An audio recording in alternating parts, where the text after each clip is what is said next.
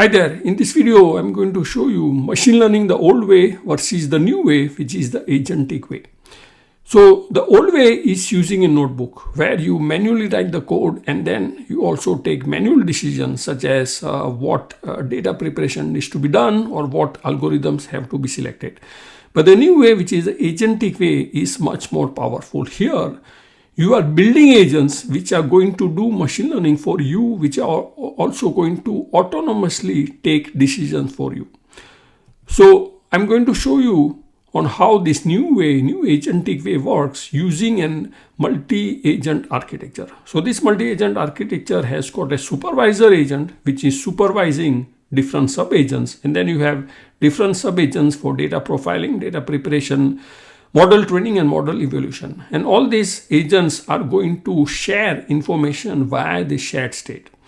So we are going to work with a very famous data set which is called as this Titanic data set, where the objective is to predict if a passenger survived or not.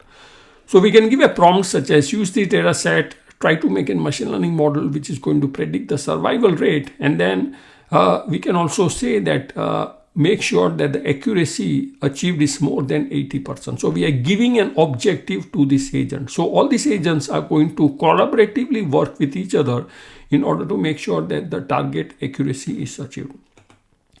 Now, before I show you the demo, let me quickly give you some key terminologies of what is an AI agent. So AI agent consists of three things. First is a large language model, which you can think of it as a brain of the agent. Then you have the tools.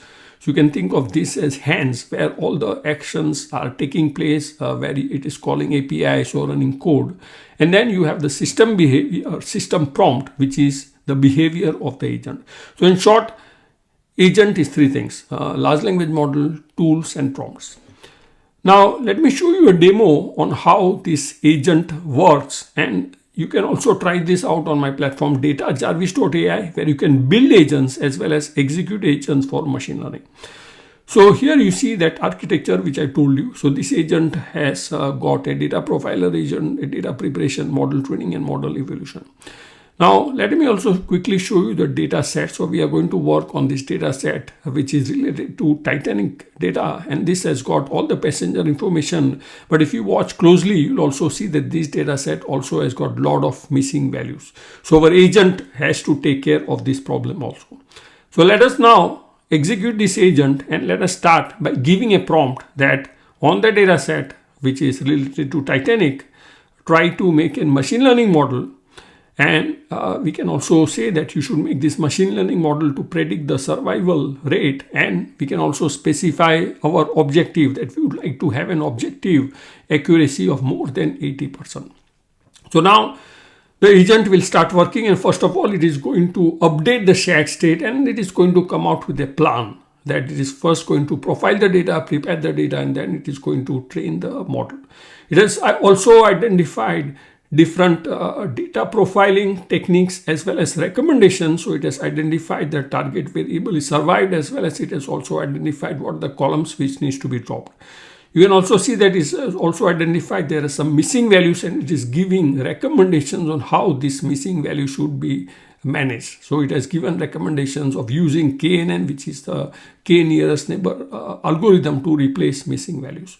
So now next step is to prepare the data, and you can see that the data preparation is complete, and the data preparation agent has taken into account the recommendations which were given by the data profiler agent, and it is now passing the work to the model training agent. And the model training agent is first going to try out a algorithm which is the random forest to see if it achieves the desired accuracy or not. So you can see that in the first run, the desired accuracy is not achieved. It has achieved 77.13, but what we want is more than 80%.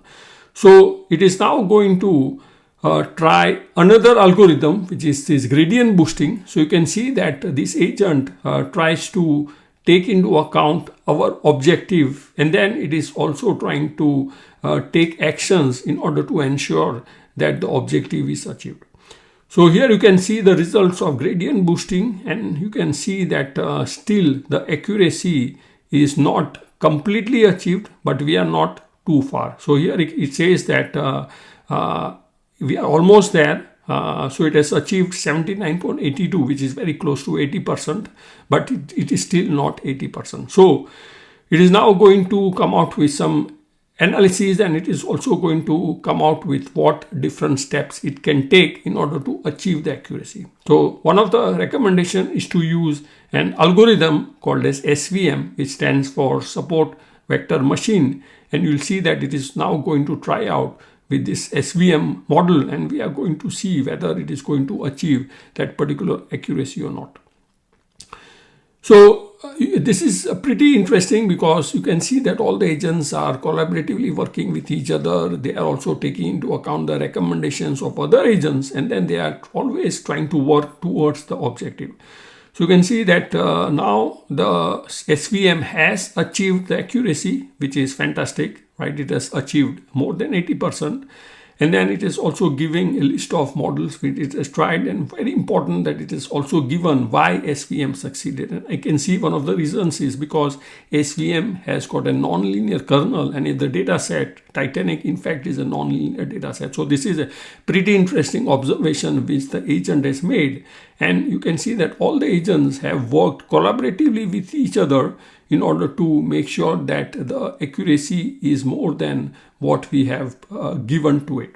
So this is a pretty interesting approach, very fresh, very innovative compared to the traditional way where data scientists are manually writing the code, they are manually deciding, but here instead of that we are letting the agent do the work for us. So this is the future. The future is agentic machine learning. So you should stop doing machine learning the manual way, but instead you should now write agents which is going to do machine learning for you.